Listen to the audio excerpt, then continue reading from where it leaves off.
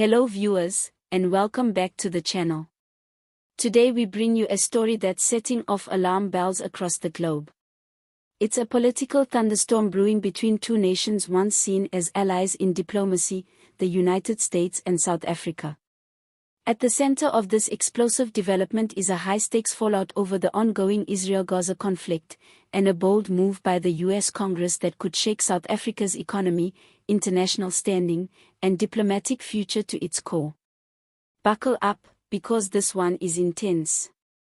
In what is being described as a historic and controversial proposal, several prominent members of the US Congress have formally introduced legislation calling for economic and diplomatic sanctions against South Africa. Why? Because of Pretoria's uncompromising stance at the International Court of Justice, ICJ, where South Africa has repeatedly accused Israel of committing genocide in Gaza. The move, which initially drew applause from the Global South and human rights advocates, has now earned the wrath of powerful lawmakers in Washington, particularly those aligned with pro-Israel lobbying blocs and conservative foreign policy circles. To understand the gravity of this situation, we must rewind a bit. In January, South Africa stunned the world by filing a genocide case against Israel at the ICJ, citing mass civilian deaths, the destruction of critical infrastructure, and what it called a systematic attempt to erase Palestinians from Gaza. The ICJ, while not issuing a definitive ruling yet, found the case plausible enough to proceed, and ordered Israel to prevent any acts of genocide. For the ANC-led government in Pretoria, this was a moral imperative, a continuation of its historical legacy of fighting apartheid and standing with the oppressed. But for Washington's political elite, it was seen as a betrayal of Israel and in alignment with forces perceived as hostile to US interests. Fast forward to July, and tensions have reached a boiling point.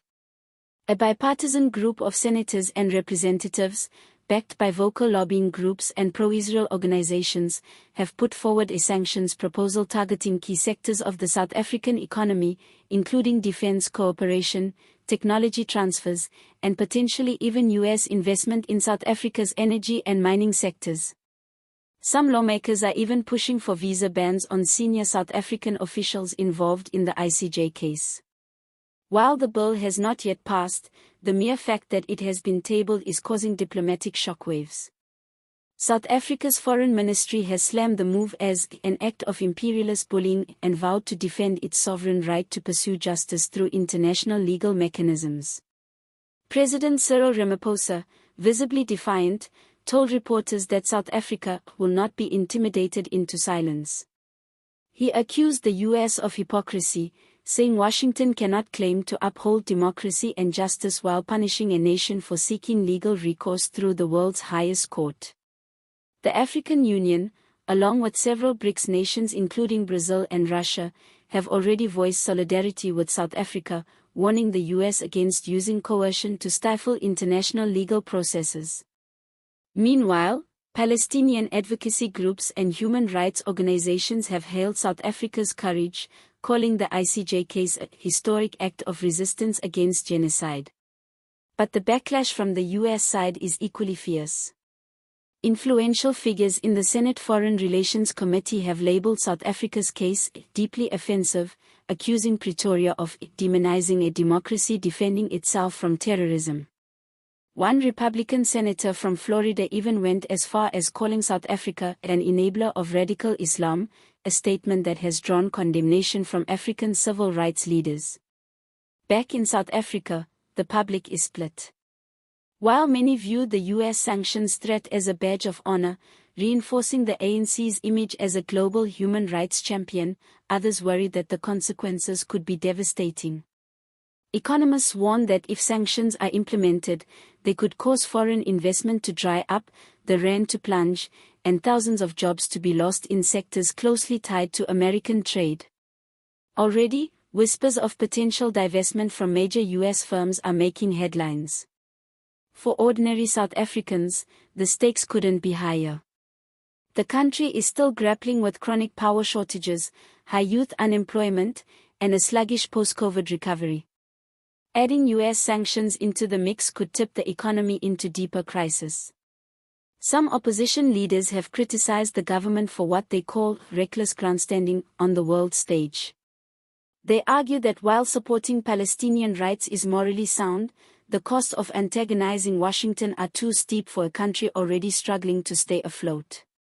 On the ground in Gaza, however, the mood is one of gratitude and renewed hope. Many Palestinians view South Africa as a beacon of international solidarity. Graffiti in Gaza City now bears the slogans, "Thank you South Africa" and "The world is watching." South Africa's ICJ case has reignited global conversations around the Israeli-Palestinian conflict, pushing governments to re-examine their foreign policy stances and holding a mirror to the world's conscience. The question now is whether this standoff will escalate into a full-blown diplomatic war. Will the Biden administration intervene and stop the sanctions from passing? Or will Congress push forward, setting a dangerous precedent for punishing countries that challenge global superpowers through legal channels? And what will happen if other nations follow South Africa's lead and file their own cases against Israel?